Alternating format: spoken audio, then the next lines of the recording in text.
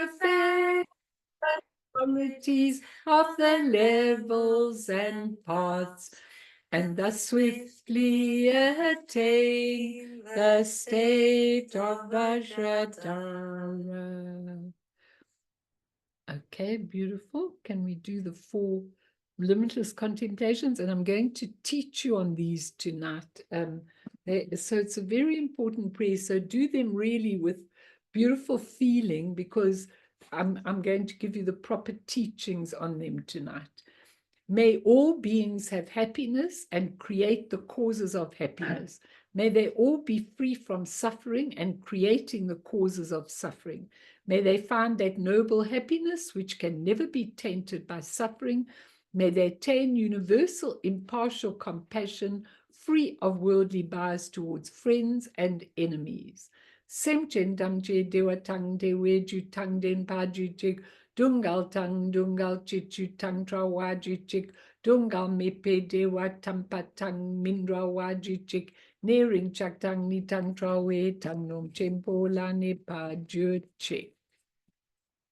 Before I forget, on behalf of everybody, let me just say that the way you present the prayers and everything is really, really beautiful. And thank you from me and everybody else. I know that you put a lot of effort into presenting them. And it's so beautiful to see them with all the pictures and everything that you put in. It's really very lovely. Thank you. Thanks. It's really, we're very privileged to have it to do all of that.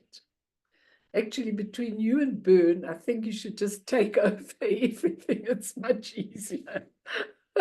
You haven't got enough on your plate. Anyway, okay, so tonight we're going to do the last session on all about suffering. And what I want to tell all of you is that, I mean, we're always going to be talking about suffering wherever we are, but we're finishing this series. So there are 5 parts. And Bernice and Edith are really trying to put them together so that they all have the same title. So it's easy for people to go and get the whole series, which is really very helpful and very good, you know, when they can do that. So tonight, I just want to add, before we go on to that story that I gave you last time of the Cambodian refugees, where, you know, they were doing that chant in this terrible suffering place, and they were chanting, hatred never ceases with hatred, but by love alone it's healed. This is an ancient and eternal law. I just wanted to say 1 or 2 things about that, which I didn't say last week. And the question we have to ask ourselves all the time when we are looking at suffering is, how can we care about someone who's really harming us, raping us, torturing us, killing our family members? Love is very difficult, but compassion, which contains a lot of love, is a slightly different thing that if we really have it, and that's what I'm trying to develop, because I think a lot of people have got compassion, but it's not true compassion. I think true compassion is when it's limitless, and when you're in a bad situation, it's really that Buddha nature never actually endures the suffering.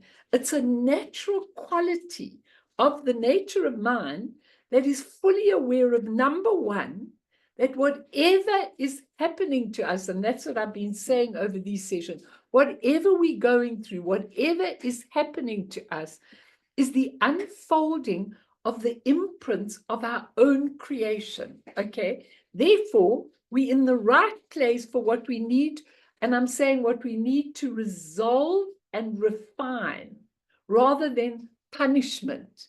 Because, you know, that's what I love about Buddhism, that it doesn't talk about punishment. Never talks about you going through a punishment. I never hear those words, but you're going through a refining and a resolving of your own creation. It's what we need to do to go forward into an enlightened state. So this whole scenario, that's what I've been talking about, is a creation that you've got from your own imprint that is now in front of you. And we need to feel a little bit of gratitude for some of the suffering that we're going through. So that's the first thing, that the true nature of man is aware that whatever we are doing is the resolving and refining in order to be free from everything that we've committed. And secondly, that's how we get the compassion. Whatever the person or people are doing is creating their own karmic imprint, which will mean a lot of suffering for them in the future at some later stage. So we feel for them. It's really important, those 2 points, because I remember the Dalai Lama writing that story of, he was talking to a monk, he was talking about a monk who'd been interviewed, who'd escaped from Tibet and had had a terrible, terrible time with the Chinese and everything. And the monk was asked, who was now in India, what was your worst experience? And isn't it amazing? He said, it was when I started feeling hatred for my torturers. So he was in prison getting tortured. He said, when I felt hatred for my torturers, and I quickly had to turn it into the compassion that I've trained in. Now that is so important, because when you're looking at a situation, and I always, when people come to me with dark stories, and I have so many today, I was saying to somebody, just try and rise, not even rise, try and step back and have a different view of what you are going through. Because what I could see with this person is that they were completely involved in everything that was happening in their lives. A lot of awful things and a lot of not so awful things. But I said, can you try and step back and see that you've got this nature which is vast and huge and can actually accommodate all these scenarios? It can actually accommodate them. And then you are really in a different spot. You know, you've got to train to get this. And that's the important thing. And so I was listening, when I was driving today, I was listening to Tupten again, and I love some of his things that he says. He says about practice. He said, no matter where you are, no matter what you're going through, he said he was so sick on his retreat, and he went to Drupon Rinpoche, and he said, I'm so sick, I actually can't do my practice. I'm just too sick to do it. And Drupon said, you never don't do your practice. He said, lie in your bed and do your practice. He said, lie on your back, but don't give up your practice. Now, you know what he said? A lot of us go, like, I'm having a bad day today and I'm a little bit tired and it's cold, put the duvet over me, you know, I won't do my practice today. You know what? Your practice is the way, and I'm going to come to that in a moment, the way to cross the river. And so if you have a day where you don't do your practice, let's say it's really a rush day and you haven't got time to do your practice, then do it as you're going along in your day. Do a little bit. I remember Tulku Rinpoche saying, fine, start your Chenrezi practice. Don't finish it if you're in a hurry. Carry it in your mind through the day, and when you come home, finish it. And I thought, what a beautiful idea. Just incorporate it. So when you're walking around, you know, getting a bit of coffee at work and you're going, Om Mani Padme Hum, as the coffee machine is going, you just keep it in your mind. It doesn't, you know, and Tupten said it must be a non-negotiable thing that when you've got that practice, because what are you doing? We're going to come to talk about it in a moment. I won't talk now, but it's so important, because even if you're doing tiny little practices, they actually help you to remind you all the time that there is this spacious mind that can cope with everything in your life. So there's a beautiful story of the goddess of wealth and the goddess of poverty. Once a beautiful and well-dressed woman visited a house. The master of the house asked her who she was, and she replied, I am the goddess of wealth. The master of the house was delighted and so greeted her with open arms. Soon after, Another woman appeared who was ugly looking and poorly dressed. The master asked who she was, and she replied, I am the goddess of poverty. The master was frightened and tried to drive her out of the house, but the woman refused to depart, saying, the goddess of wealth is my sister. There's an agreement between us that we are never to live apart. If you chase me out, she is to go with me. Sure enough, as soon as the ugly woman went out, the other goddess of wealth also disappeared. Birth goes with death. Fortune goes with misfortune. Bad things follow good things. Everyone should realize this. Foolish people dread misfortune and strive after good fortune, but those who seek enlightenment must transcend both of them and be free of worldly attachment. Now, my point here is that good and bad go together. Suffering and happiness go together.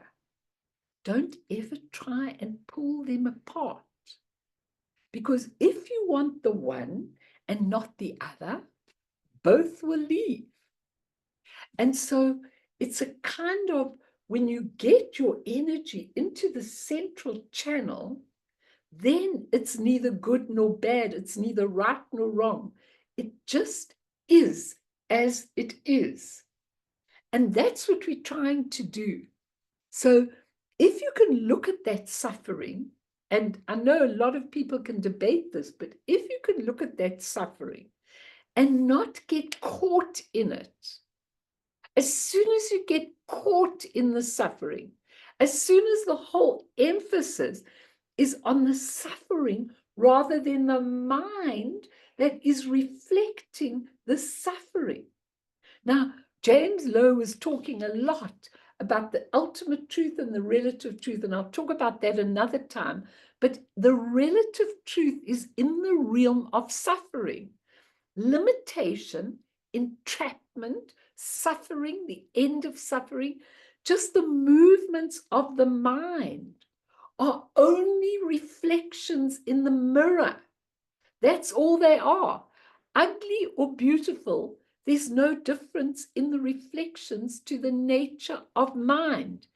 But ego is different, because we project with ego our own matrix, and ego is always interfering, attaching, deciding, getting rid of, averse and attachment all the time. So the bottom line here is that if you take a mirror, this is my mirror in my shrine room that I use for my practice. If you take a mirror, if you can see yourselves in this mirror, you've got to ask yourself, is that for real, or is it a reflection in the mirror? Now, if you are ugly and you come in front of my mirror, the mirror doesn't say, cast you out, ugly child. The mirror does not discern between ugly and beautiful. It just reflects. Now, so does our mind reflect. So if a wave arises in the ocean, if you're a surfer, you're going to say, oh, that's an amazing wave. Look at it. It's a big one. I can get my board and go on it. But actually, whether the waves are small or large doesn't even make a difference. They're all made of water, the same water of the ocean.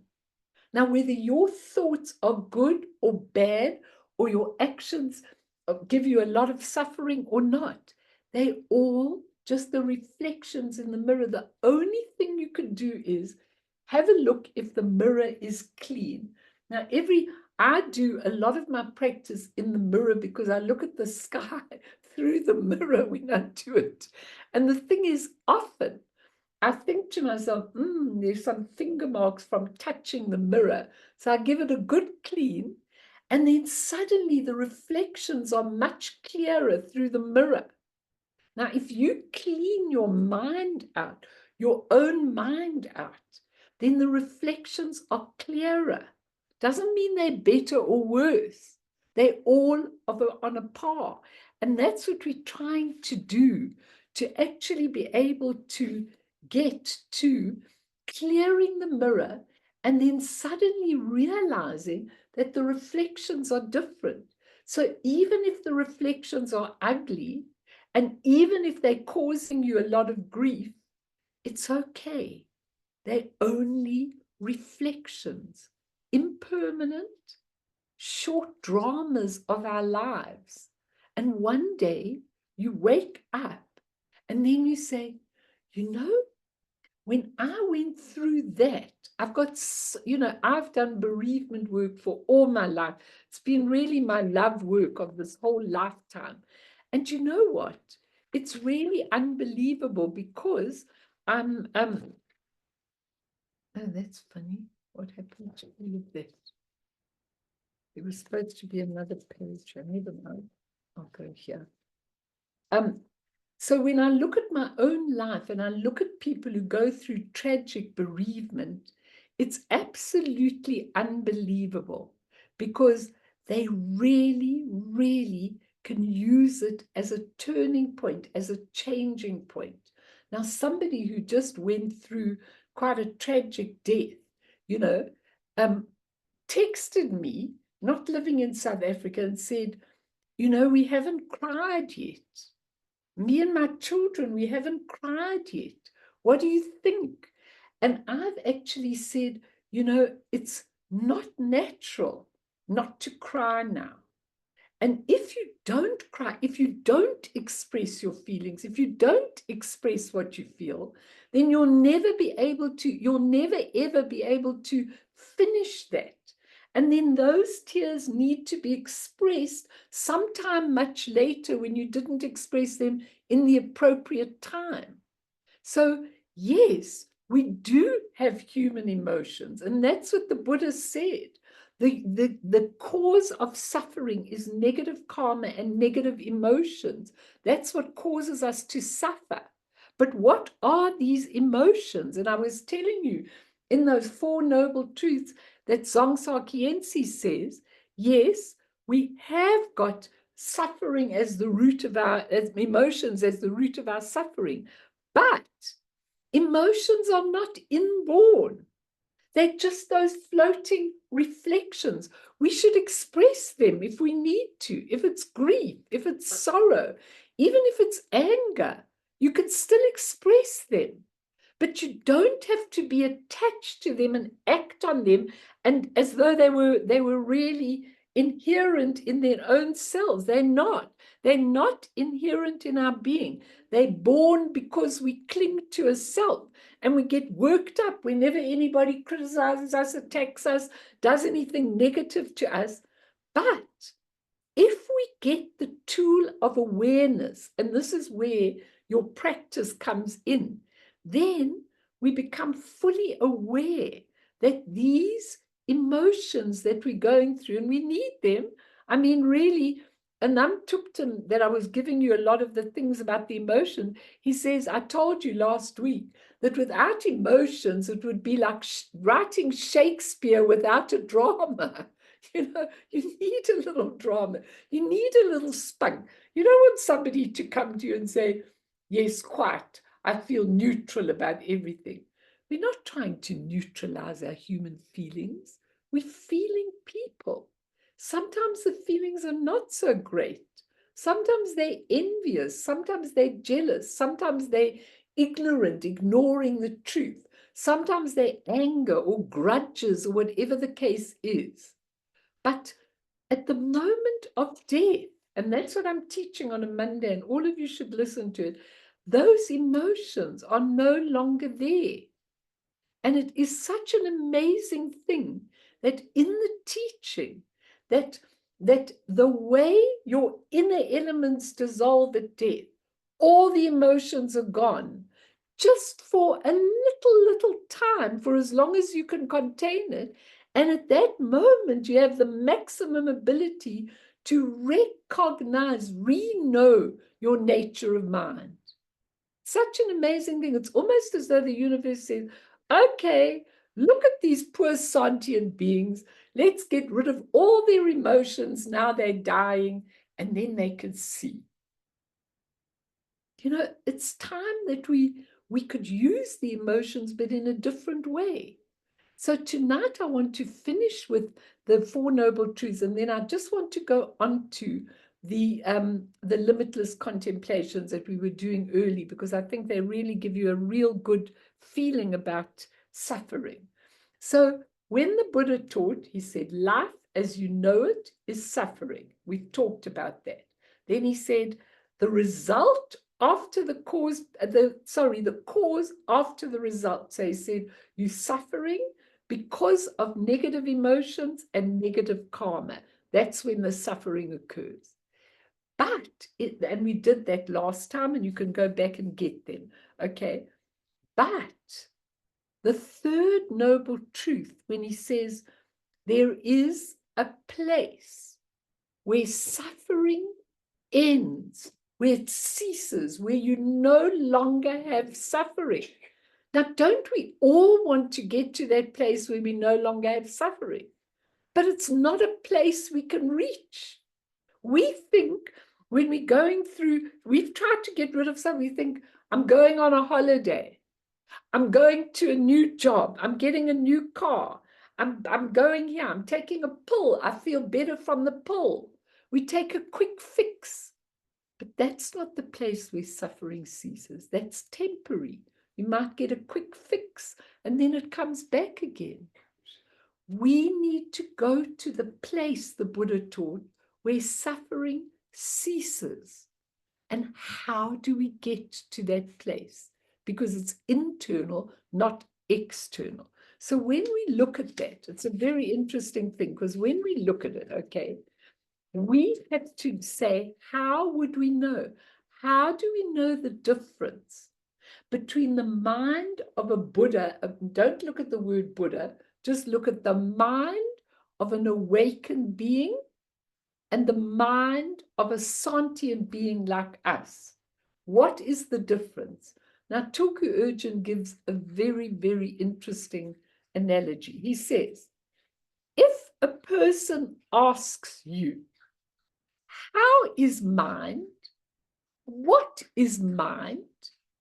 He says, the person asks you, tell me briefly, how is mind? What is mind? And this is how he says you need to answer. Mind is when you look at it from the nature of mind, is the unity. Now I'm going to read this twice so you get this. Is the unity of emptiness and luminosity. You can call luminosity cognizance if you want. The mind, the real true mind, is the unity of emptiness and luminosity suffused with awareness. Now I'm going to read you what sentient beings are, and then we'll go back and read it again. Sentient beings' minds, which is the human part of the mind, and what most of us use all the time, are described as emptiness and luminosity, same as the Buddha's mind, suffused with ignorance. Suffused with ignorance. That means ignoring the truth of who you are. Isn't that interesting? So both of them are emptiness, which is the essence. I mean, what I do when people are stuck, like this person was stuck today in all the things that were going on. So then I try and give them a view of emptiness. Emptiness, different to empty. Emptiness means open and full of possibility. Okay, so emptiness is your essence, with luminosity is what comes out of the essence, suffused with awareness. That is the true nature of mind, whereas the sentient being's mind is the same, comes from the same base. Even though that sentient being is deluded, that sentient being, which is you and I, has still got the mind of emptiness and luminosity, but it's suffused with ignorance rather than awareness. Now, what do you think of that? Isn't it interesting? Isn't that interesting? Because in other words, we've all got the same potential. We've all got that same potential. But as a human being, a sentient being, who's living in all the suffering and all the everything, as a sentient being, it is absolutely suffused with ignorance. We do not see it. We ignore the truth.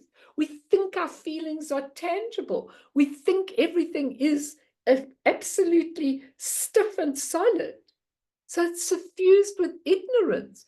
Whereas the Buddha, his mind, or the awakened masters, is the unity of emptiness and cognizance, suffused with awareness.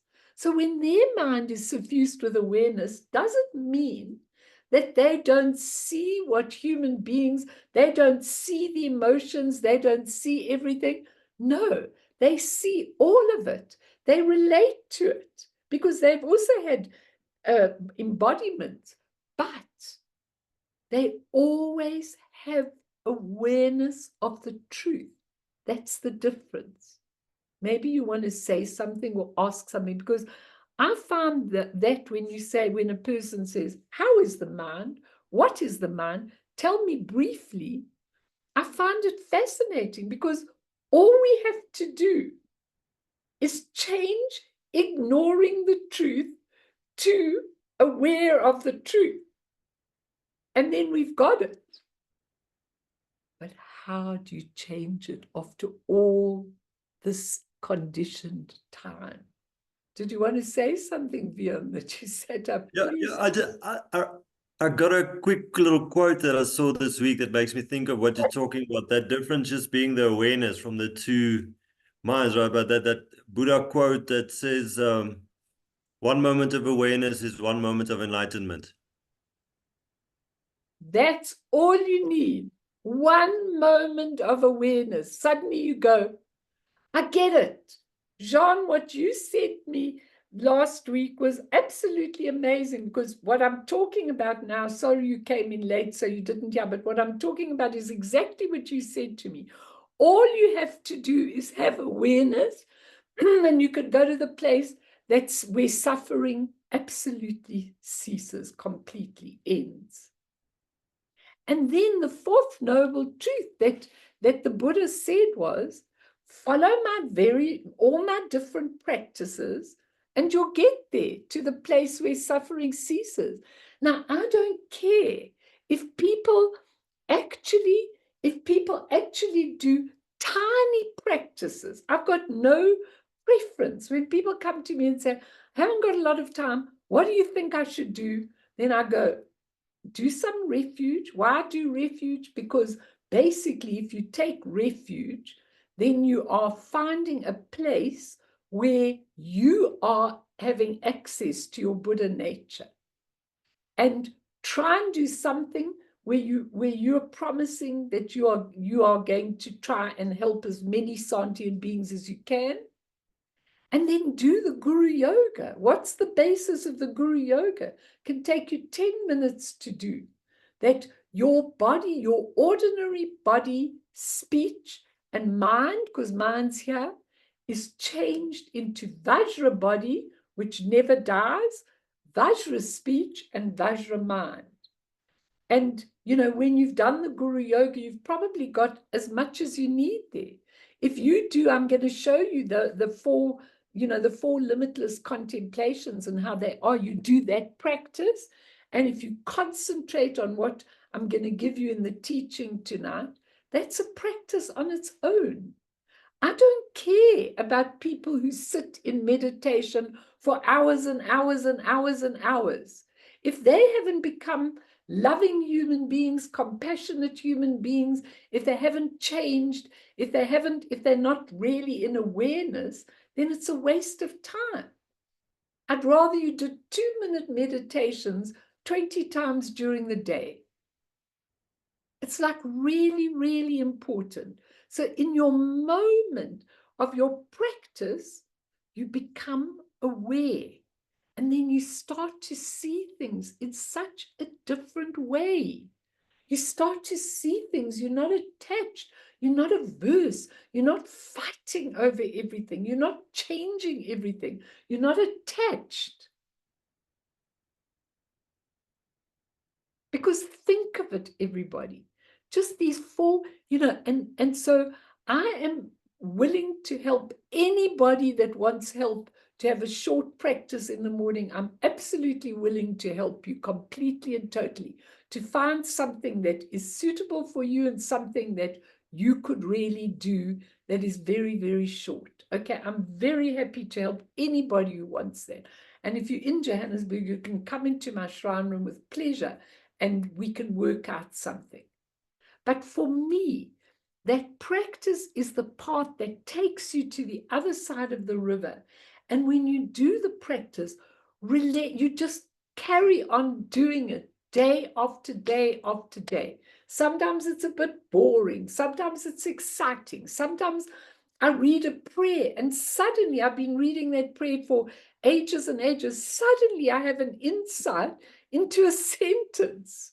Like this morning I was reading, may luminosity in one of my prayers, may luminosity dawn as wisdom. And I stop and I think, may luminosity dawn as wisdom. That's what I was telling you about. Because may luminosity, the expression from your essence, may it dawn as wisdom. And then you're free. Because if it dawns as ignorance, then you're not free. But both come out of the same fountain, the same essence. So it's absolutely amazing when you look at it. Fight me if you don't believe me. But it's true. Every single day, that's what I do. I look deeply, deeply, deeply because I want to see what is it that we're doing? Why are we here? How many lifetimes? How many chances? How many opportunities? How long are we going to just sit there and say, poor me, look at me, I haven't got money, everyone's got money, I haven't got this, everyone's got it. How long are we going to do that for? You've got a lovely husband, I've got no husband, you've got this, I've got that, you've got a lovely house, I've got a little pandoki, whatever. I mean, we're just in the right place. If we use it, and if we can put that question mark on people, instead of judging, this is what I know that I was a very judgmental person. And I know now that I make an absolute effort to put the question mark on that person and say to myself, how did you get here? How did you get to the place you are? Let me try and understand how you got here instead of, oh my God, you are something else. How would we do with human beings? And someone walks into the room, we see their clothes, we see how they are, and we've judged them already. Instead of looking deeply and saying, I wonder what makes you tick. I wonder if I learned what makes you tick. If I had awareness instead of ignorance, maybe I might even like you a little bit. I might even really understand you, even if I don't like you and I'm different from you. So the Four Noble Truths, you've got to remember every time. The Buddha said, life is suffering. The cause of suffering, the result afterwards is negative emotions and negative karma. There's a place where suffering ceases, and here are 84,000 practices. Choose one to your heart's content, one that abides with you. Do it in English. Yesterday in the morning, we were talking about the Tibetan prayers, and saying, I wonder if that's why kids don't like the prayers, because they're in Tibetan and they don't understand them. And some of us like them. If we do the English, Martin says, oh, I don't like the English. It doesn't gel with me, things like that. We really, really, really, we really have to understand Doesn't matter if you do them in English, it's absolutely fine, okay? But he said, there's a place where suffering ceases, and here are 84,000 practices I give you. Take one and use it to get there. And then the second time he taught them, he said, life is suffering, and you need to understand all about suffering. Suffering is created by negative emotions and negative karma, and you need to understand it. There's a place where suffering ceases, and you need to understand it. And I've given you all these practices, and you need to understand them. Then he taught it again. And if you really, if it dawns on you as wisdom when he said, life is suffering, and you need to understand it. But in the third turn, he said, but there really isn't, there's nothing there. There's nothing to understand, no thing. There was something to understand, but no solid thing, just a whole lot of causes. He said, there's nothing to understand. He said, you've got negative karma and negative emotions, which have caused the suffering. Understand them. There's really nothing to understand, no thing to understand. And people go, what do you mean? What did he mean? Of course there's something. Melanie, look at me. I'm in pain. I'm suffering. Don't tell me there's nothing there. There is something there, but it's only interdependent causes that give you that suffering. That's all. And when you have seen the light with awareness, it just dissolves. It's not even there. Do you remember what happened to you exactly as a child? Are you holding on to it? Do you remember this teacher doing this to you, this person? How long do you remember? When you die, it all dissolves with your whole human consciousness dissolves. And when you go into the bardos and you don't know what's happening, you're grappling, you can't see the truth, and you're just grappling with everything. But soon in the bardos, it changes. And that whole life is left behind. And now your whole mind goes into the next lifetime. So you're orientating not towards those people, but towards the next lifetime, because it all fades. Why don't you remember your lifetime 100 lives ago? How come you don't remember? Come on, tell me. Can you read your karmic tapestry and tell me what your life was 100 lifetimes ago? And how many lives you actually created this imprint all the time, and it's followed you for about maybe 1,000 lifetimes. And isn't it time to let it dissolve? Think about it. She's smiling, little Carrie. I can see she's smiling, but think about it. Isn't it true? It's absolutely true.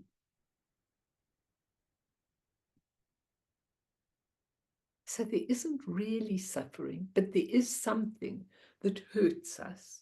And there's something that makes us feel a lot of emotions. But think of it, some futuristic date, this won't even be important anymore. Anyone want to say anything? Because I'm going to go on to this teaching and then we'll do a meditation. It's not a long teaching, but I'm very happy to, if anybody wants to ask, because there's a lot of material here to think about and digest. Aiden, you okay? Good. Anybody have any difficulties? Yes, please, Esty. You're not going to like what I'm going to say. I don't mind. I don't like or not like. It's your opinion. Yeah. If we don't remember, and we're Yes. not supposed to remember our previous lives, and everything at the moment is impermanent. And what we need to do is practice, feel compassion, true compassion, to go through this life. And this will determine what the next life would be. Yeah, for sure. In some sense, it sounds like this life is not important, like it's meaningless. Like what's important is what we had and what we're going to have, but this is impermanent, and this is, we have suffering and we go in and out of suffering and we practice, and it's so, but I'm missing something. Okay, you know what? I love how your mind works. I'll tell you why I love how your mind works. Because I think you talk for a lot of other people. And I'm sure a lot of people who listen to the teachings often enjoy your questions and your things like that. And no, I don't at all dislike what you say. But the bottom line is that we want to get to a place where there is continuity of what we're doing. It's not that this life isn't important.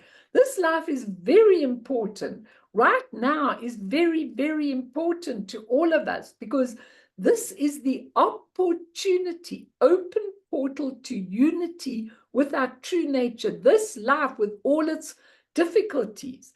But when you learn to read the karmic tapestry, if you could call it that, and even the karmic tapestry isn't real, because it's interesting that Dzongsa Khyentse, the karmic tapestry, which is all your imprints, is in your Alaya consciousness. And it's so interesting because at one point in your death, in the beginning, the Alaya consciousness actually dissolves as well. And once you get to the true nature of mind and live in it, then all those imprints don't matter anymore at all. And what matters is just pure compassion and loving kindness and understanding and awareness. That's what matters. The little things don't matter at all. So no, this matters only insofar as our reaching that point where we really, really, really understand and relate to our nature of mind. Because in the nature of mind, those things are not important. Those things, yeah, there she goes. Earth is a schoolroom. But those things I think everything's important in a sense, but not important to attach to it. Okay, that's what's important. Not to attach to those things, but to be able to let them go, take the lessons, take what you need out of it. And that's what this earth is really important. That's what this embodiment is important about. So I don't think this is not important in the sense of being able to draw out what we need from it to clear that Alaya consciousness. Because once it's clear, we're in the nature of mind. You know, Esti, when I watch these beings that operate in the nature of mind, and I've seen a lot, okay? And if you take Taisito Rinpoche as an example, it's a wonderful example because he's naughty. He's really naughty. He goes to me, do you know that I love horror movies? And you're thinking to yourself, I love horror movies. So you're thinking to yourself, this wonderful master who's done the most incredible things in his life and everything, loves horror movies, you know. He relates to everything. He used to ask me all these questions about samsara and how people are. And he loves it. He loves the answers. He relates to it all. But his mind is completely separated. So is Lama Yeshe Rinpoche. You know, I spend a lot of time with him over the years. And when I've seen him now, he is in a pure nature of mind. It's amazing to see. He says very little now. He used to talk a lot. He just gives you the key to everything. And you watch. And you know, whenever I go to him and I say, look, you know, look at the rash on your body. Look at this, look at that. And what can I do to help? He goes like this. He just shakes his head at me and he goes, you know, all of you, in your human minds, you're so worried about sickness, about not healthy, about this, about that, about whether you've got enough to eat, about this and that and the other. He said, you know what? It makes no difference. Now, you know what, Esther? I want to be in the state where nothing makes a difference, where I can just endure the things I need to, but I'm looking with a completely different state of mind. So in some sense, this is very important. In another sense, it's going to dissolve. It's impermanent and it's going to dissolve. And it's really important. You'll understand that.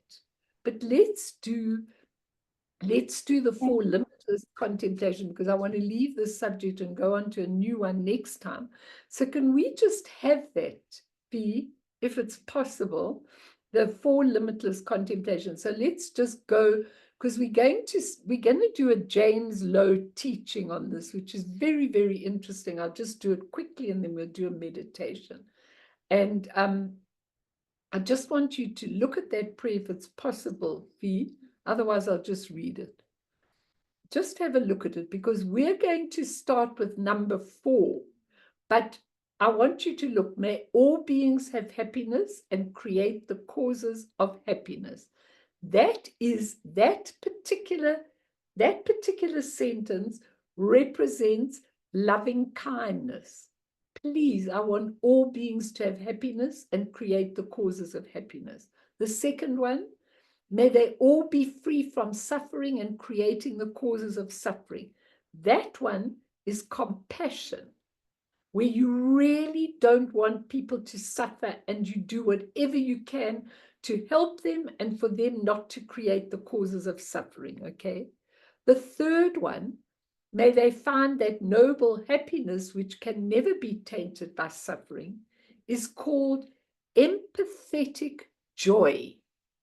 So what you are wanting is you're wanting people to find a certain happiness, not the transient happiness we find on earth, which can never be bowled over by suffering. That's the place we want to go to. It's called empathetic joy in Buddhism. So it is a feeling of absolute joy that can never be tainted by suffering and wanting others to actually have that.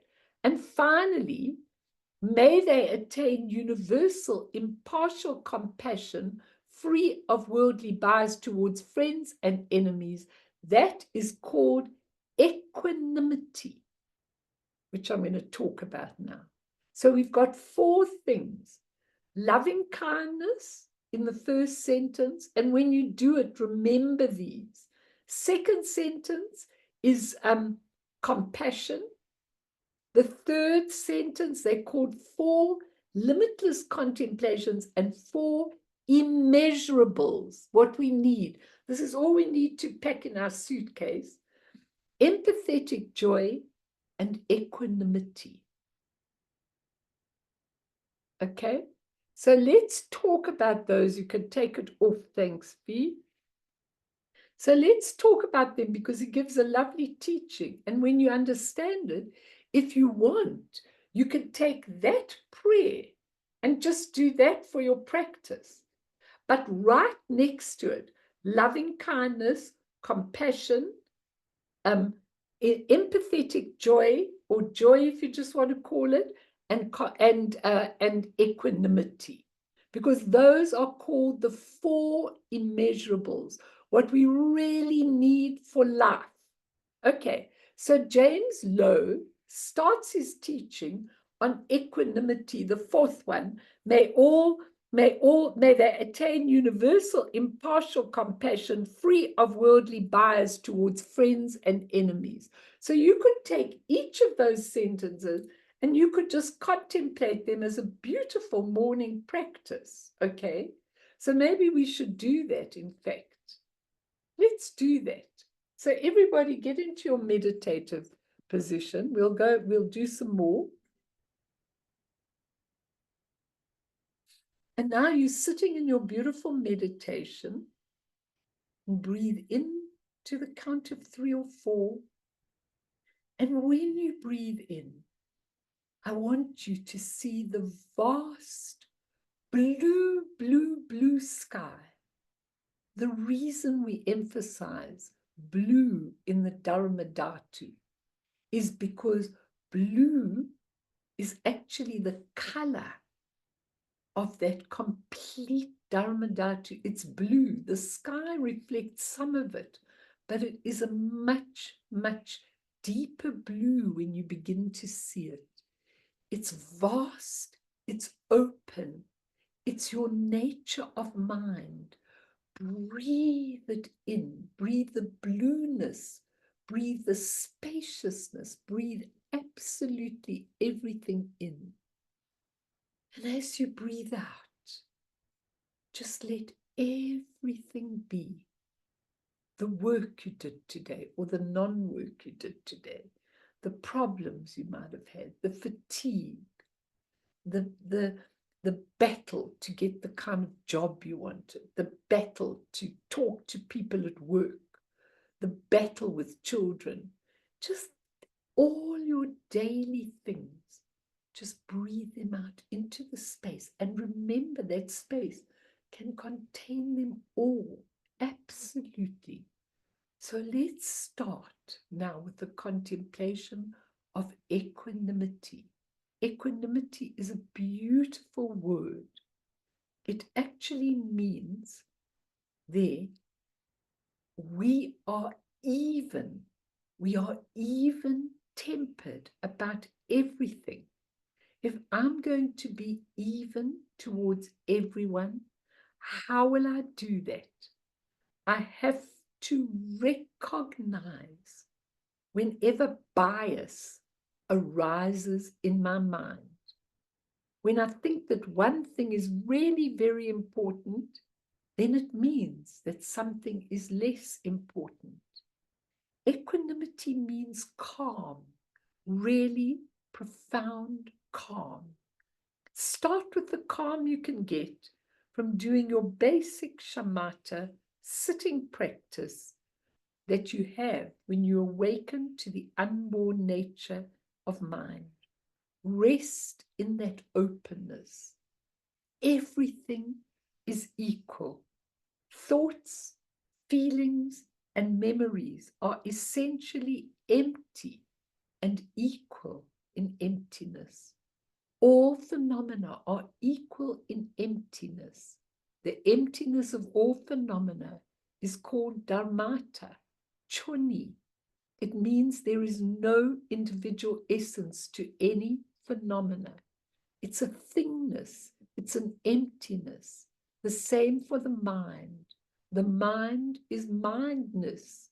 The essence of the mind, of everyone's mind, is emptiness.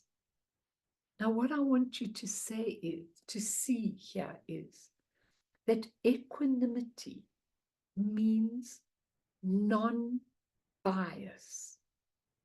Now, I want you to think today of how many things you felt biased about. How many people irritated you? How many situations were not as you wanted them? How many things were unequal in your life?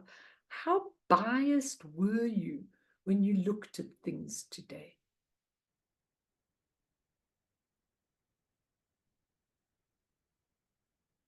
In the Buddhism, there's a saying, if you go to heaven, go to heaven. If you go to hell, go to hell. This is very, very difficult, but it's just how it is. Equanimity means if your body gets sick, you stay present with the sickness. If your body is healthy and happy, you stay present with that. The thing is not to make a big story about it, not to invest in it, some defining truth about yourself and a truth about somebody else, someone that irritates you.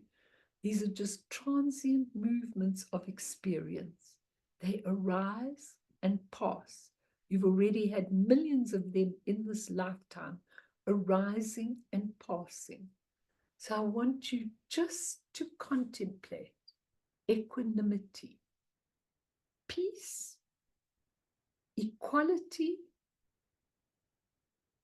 no bias. Very difficult, but what a wonderful way to live with equanimity. No hatred, no anger, and if you feel hatred, you look inwards to see what it is. And equanimity is a feeling of stability. You look at someone, you may not like them, you may not really enjoy them very much, but you are attaining universal impartial compassion, and so are they. There's no worldly bias. Enemies are simply people who are there to teach, nothing else.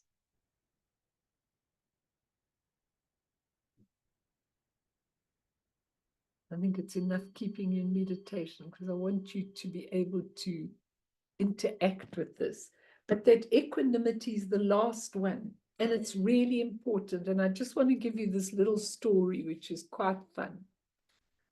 A big, tough samurai once went to see a little monk. Monk, he said in a voice accustomed to instant obedience, teach me about heaven and hell.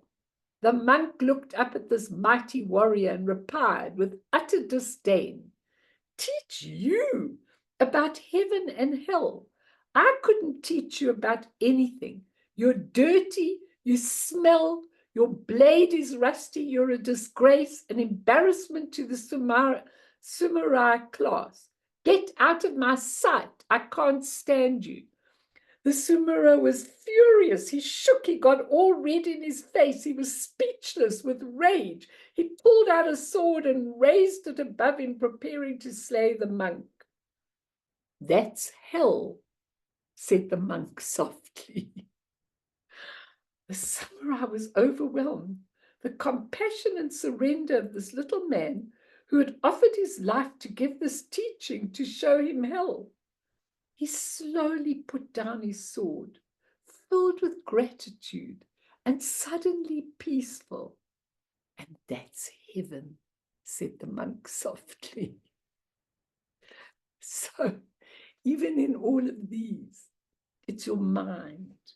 So just let's go through. If anybody wants to say anything, please butt in.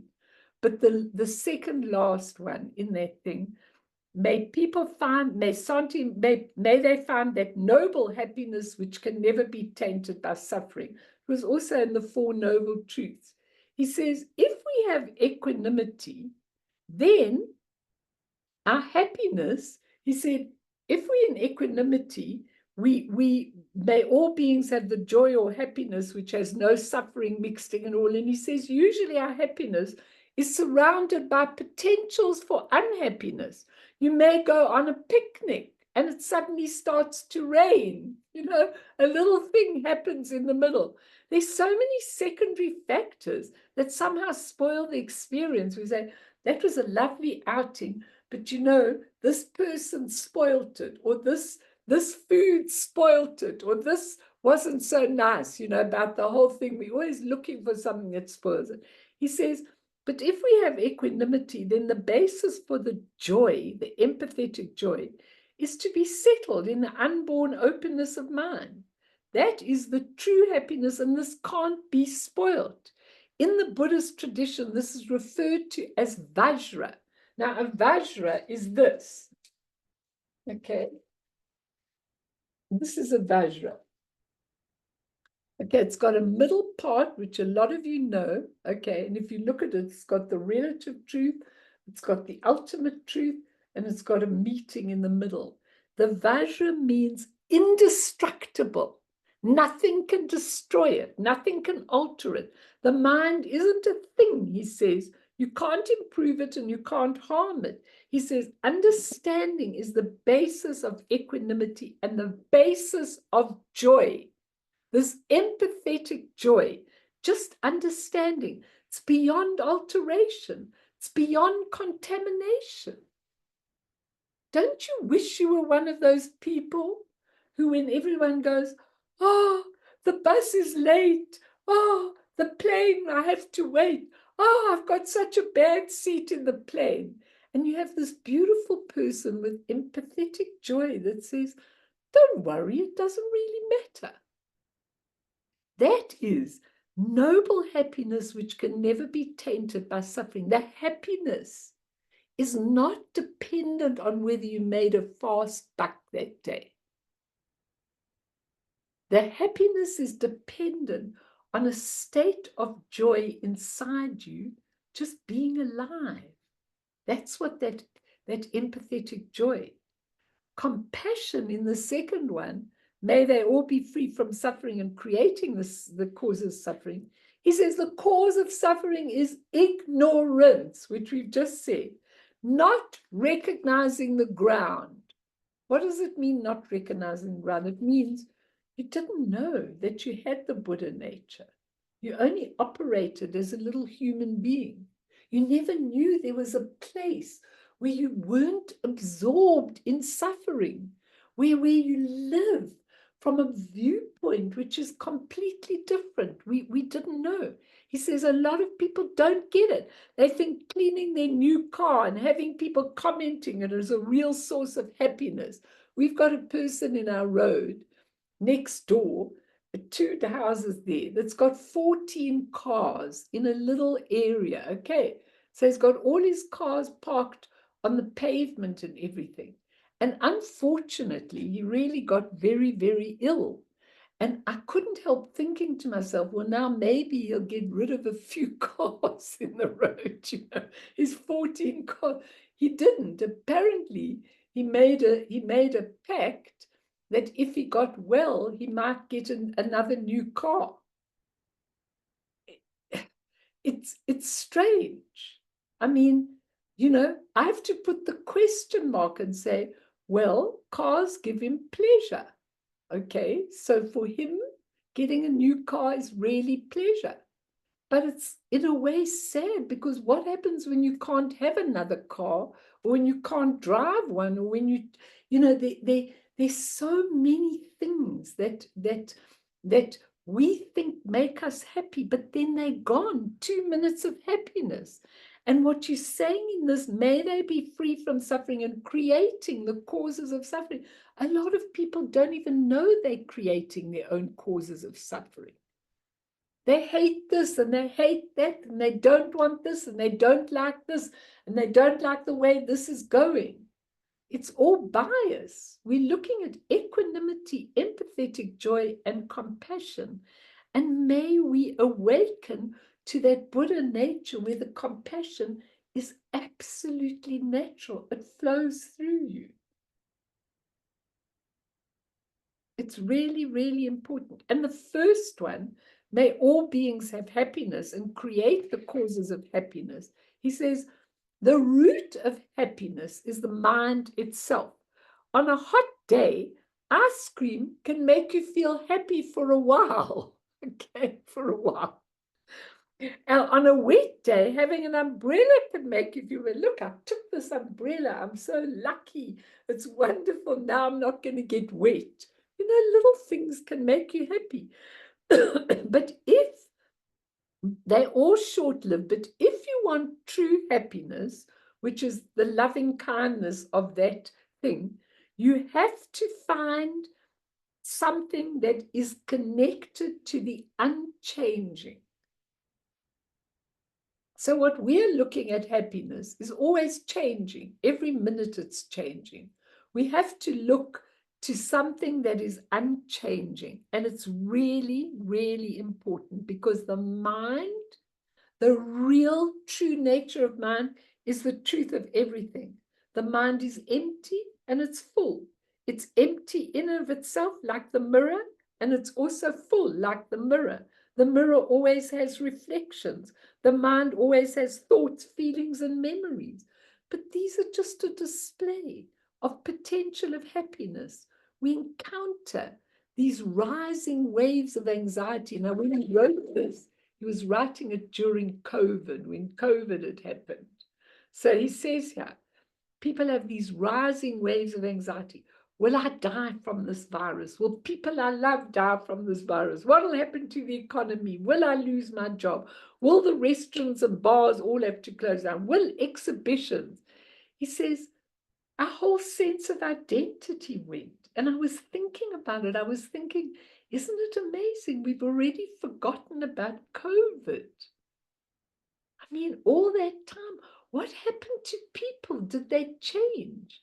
Did they start creating the causes of happiness from having to be at home with COVID? No, you think, Phyllis, they didn't. We have a great advantage, says James Lowe, of opening ourselves to the Buddha's teachings and starting to see that grasping at the transient, the impermanent, the constructed, and cheating ourselves by pretending that it's stable, that it's reliable, that it's permanent, is how we create suffering. And people are shocked because the world they were used to is crumbling. It's like very, very important. So he said, you have to, he says, don't build up an image of who the other person is, because otherwise that image of them will become like a barrier between you and them, since they are changing and you are changing. You don't know how you're going to be tomorrow. I don't think I'm teaching in the same way that I taught a long time ago. I think something's changed in me. And I think sometimes when my children say, Ma, you're like this, I find myself saying, I used to be, but I'm really not like that anymore. And I think when we find those four things, loving kindness, compassion, joy, the empathetic joy, and equanimity. I think when we've got those four immeasurables, we ready, Esty, to go through this life. And it's very interesting because he says here, as Chogyal Namkhai Norbu used to ask many times, what is your capacity? What is your capacity? Your capacity, he says, is infinite. As the open ground, it's wide and generous as the field of experience. But if, as a manifestation, you become wrapped around in the cocoon of your familiar self-definitions, you won't be able to let the light of the ground shine through you because you narrow down to a self-referential point. You know, how do we change this? The only way that I can change it is through the practice. There's no other way that I know. Some people are brilliant and they get it straight away and it's fantastic. But, you know, lots of people have got to go through a lot. He says the mind, the pot of the mind is absolutely limitless. It's very big. The mind is empty. It's got emptiness. It never gets filled up. The ego, however, is a small pot and will get filled up and get burnt out. He said, that's why I've taken the sequence of emptiness, equanimity, and kindness in this talk. So come on, comments. What do you think about that prayer, looking at it as loving kindness, compassion, joy, empathetic joy, and equanimity? Fee, what do you feel about those four? They really are a good package to have in your life, I think. They are, but to put it into practice is really quite difficult at times. Why? Because for me, I do think about those four immeasurables frequently, but saying it and over and over again and stuff like that, it's fine. But I find it's very sometimes bring it down into practice. I don't know how to put. I mean, it's not that I don't. I think I obviously believe in what the ideas, not ideas, but you know what I'm saying. What I believe that is what reality, awareness, whatever you want to call it, is Buddha nature. But actually, I don't know. Maybe it's just the kind of mood I'm in right now. I'm not in that space at the moment entirely. I can visualize it. I can see it, but to actually be that is I find. I'm very far away from that. I'm actually being those four immeasurables and expressing them spontaneously, expressing those four immeasurables. I'm very, very far away from that, I have to be honest. But I do think there are. Is it because you're steeped in what you're doing at the moment with the external? Yes, I think so. There's a lot of things that are taking up my attention externally at the moment, you know. And it's when that happens, when work, for example, becomes the kind of overarching thing, I can in my daily life see and give expression to some of these things, but most of the time it's the constant anxiety of this needs to be done and that needs to be done, and you know, it's that kind of, it's not that I don't find any of it in that and I don't see reflections of things, but it's sometimes a little difficult to really connect with them. I don't know how to, it's difficult for me to put into words. No, I hear what you're saying, because I think everybody's got the same difficulty, but I think there's one reason for why you can't get there. Okay, and that reason is the attachment. You know, all of us. Okay, I've always got so many things to do, so many people to answer, so many things to do, so much preparation, so much practice. You know, I can never finish a day because there's so many things. But when you take time, because for me, what's absolutely non-negotiable is getting up early in the morning, coming into my shrine room and doing at least 1.5 hours of practice. But don't ask anybody else to do that. But for me, I ask of myself. And then when I'm finished a day, which is pretty demanding, my days are very demanding, I absolutely, when I'm finished, and sometimes after supper, the phone's ringing or this is happening, but then I always say goodbye and I'm back in the room, even in winter when it's jolly cold, and at least a half to 45 minutes, usually in the night, I just sit and do meditation practice without prayers. Sometimes I do more prayers if I'm in the mood, but I'm tired by then. And I find that when I go into the meditation, I'm totally regenerated again. Now, many, many times one says in the evening, I'm so tired and I've had a long day and I really don't feel like going. But it's non-negotiable. Those 2 times are non-negotiable for me. And what I'm beginning to understand is something very interesting starts to happen. If you are regular, it's almost like when I come into my shrine room in the morning, my little doggies come in and then they do their prostrations, you know, and now when it's cold, so they do their prostrations. So the 3 of us are doing prostration and then they get wrapped up in their blanket, you know. And I have a sense of the dakinis being in my shrine room, because I think when you do regular practice, even if you've got a little table where you do your meditation, that you do it regularly, I think a lot of enlightened beings come into the practice and then you make a connection. I'm just telling you, I could be talking rubbish, but I'm telling you my personal experience, okay?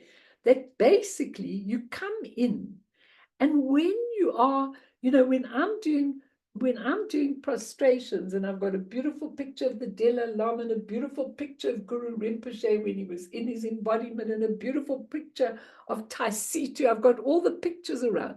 So sometimes when I'm actually doing my prostration, I catch their smile at me kind of thing. And it's a feeling that builds up. And then eventually you connect to the mandala of the practice you're really doing. You connect to that mandala. And then I can't explain it in any way. But when you connect with it, that mandala starts operating through you. And that's when you start feeling, yeah, the energies are present. That's when you start feeling that now you're not a little individual judging people, doing a lot of things. You suddenly become part of the big plan. And when you're part of that big plan, it's absolutely amazing, because I like to come in and I like to give calls about the different countries that are going through different things and the leaders that are abusing their powers. And I give a lot of calls. And there's energy and action. So that when people visit me and they come here, they go, my goodness, this room, because this room is full of so many things. It's not full of me. It's full of beauty and full of universal beauty, and it is a connection. And when you start making that connection, then these 4 things that I've talked about start happening through you and to other people. And you notice that you are so connecting with people that sometimes I meet a person, and then there's a connection between us, and then they rock up in my life again. So you actually begin to see that it's a universal connection. It's not just this little life with a few little people. It's just a very interesting thing. But if I didn't come and sit here, non-negotiable, I wouldn't have that connection. And that connection takes you to your Buddha nature. And then you're watching yourself, you're watching yourself acting with people. And you can see that the Melanie part starts moving out and something else starts moving in, and you feel it in your being. And I probably feel it when I'm teaching too, that lots of things that I wanted to say are not being said and other things are. Do you all understand what I'm saying? It's a connection.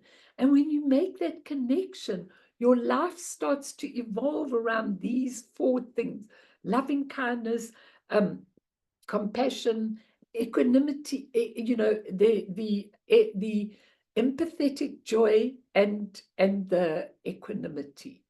Don't know that I've got the equanimity yet, but I try. I try when things are difficult to really try, and I try when I'm really annoyed about things, not to have that bias, because I realize that the vision that I am seeing is the impure, illusory, karmic vision, the way I'm seeing it. So I try and pull myself out and see it through a purer vision as it really is. And that's what we're trying to learn, everybody.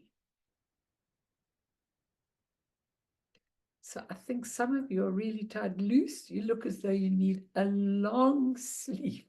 And you're on holiday. You're not supposed to look like that. You must be cooking and serving and all sorts of things or something. Mel, I've come here to recover from lots, and I think I'm going to sleep for the 2 weeks that I'm here. I've just started, so I'm hoping I can sleep solidly for 2 weeks. But listen, all of you, I'm getting to know a lot of you really well. And some of you have got such beautiful gifts. Like I'm watching that Kerry. I mean, Kerry has got a beautiful gift in all the work she's doing with children and everybody. And that's where you bring these 4 in. And Lindsay, you also, when people are doing beautiful work, and, your work is part of your nature, part of your Buddha nature, you begin to allow the self to disappear quite a lot and to let that beauty start just going through you when you want to be in service of human beings. And then the suffering starts to decrease, because you realize it doesn't really matter. Nothing of matter really matters in the end. And see, when you find that you can't do those 4 that easily, and I'm going to end now, but when you find that you can't do those 4 easily, the answer lies in the fact that you and all of us are attached and involved with the reflections, okay? Totally involved and attached to the reflections and seeing them through your karmic, impure eyes. And that is what creates all that suffering in the end. It's really important to look at that, I think. But you're all very lovely, and I love to hear what you're all doing. And when people tell me, "Oh, they're doing this and they're doing that," I feel almost like a mother of children, you know, that it's so beautiful to see when people get it. You know, Aiden, your little face sitting there, absolutely concentrating, you know, and only doing this for the 2nd time is amazing to me. Hang in there. Okay, and then I'm going to hook you up to the same mandala, and then you're just going to soar through your life. There's so many beautiful ways of doing it through the Buddhism. Beautiful, beautiful ways. And I want all of you to just find your own little way. And if you can't, ask me with the greatest of pleasure. Just text me and we can talk, and we can talk about your practices. Do them in English if you want, do short ones if you want, do them during the day, but just make that connection with your true nature. And once you do, then you are Guru Rinpoche. You are Guru Rinpoche, who is the Buddha of this age. You are that. You let that mandala go through you. See, Pam? Okay. So all of you have a beautiful sleep. And if you're in your day, if you're in another dimension, like America or something, then have a beautiful day. But you know what? I want you to just remember when you go through your day to take loving kindness, compassion, not in a lecturing way, loving kindness, compassion, joy, the real empathetic joy that can understand the joy and equanimity with you, and then there won't be suffering. Suffering is just temporary, transient, getting through it. And we'll go on to another subject next week. Okay. And then in August, I'm going to take off probably the whole month. Instead of July, I'm going to take off because I'm actually coming to London, okay? So in August, so we'll definitely try if we can, but it's not a very long trip. It's only 2.5 weeks. But maybe August, all of you need a break from me, and Bernice and Edith, who's now come on board, are really trying to get all the YouTubes together so that it's easy to look them up, so you can go back. They're trying to put them under proper headings so that people can go back. And I'm trying to get them, I'm saying, like, do the Guru Yoga teachings that I took. Then you can go back in the holiday period and watch those YouTubes, and, you know, find whatever you want, whatever you want is all there. So you can get it all. And then, please, if any of you want help with your practice, ask, and it shall be given with the greatest of pleasure. So let's dedicate to all sentient beings, for all sentient beings to see suffering differently, not through impure, illusory mind, but to see it totally differently. And through this merit, may we all achieve all-seeing Buddhahood, that beautiful Buddha nature. And thereafter, once all harmful enemies have been defeated, and they don't have to be defeated because they were never tangible, but once we can see the truth about them, may all beings be liberated from the ocean of existence, stirred by the waves of birth, old age, sickness, and death. sonam die tamche zipane, tokne ne pedranam tamshene, jegana chibala dropaye, sipe sole, doa droa sho.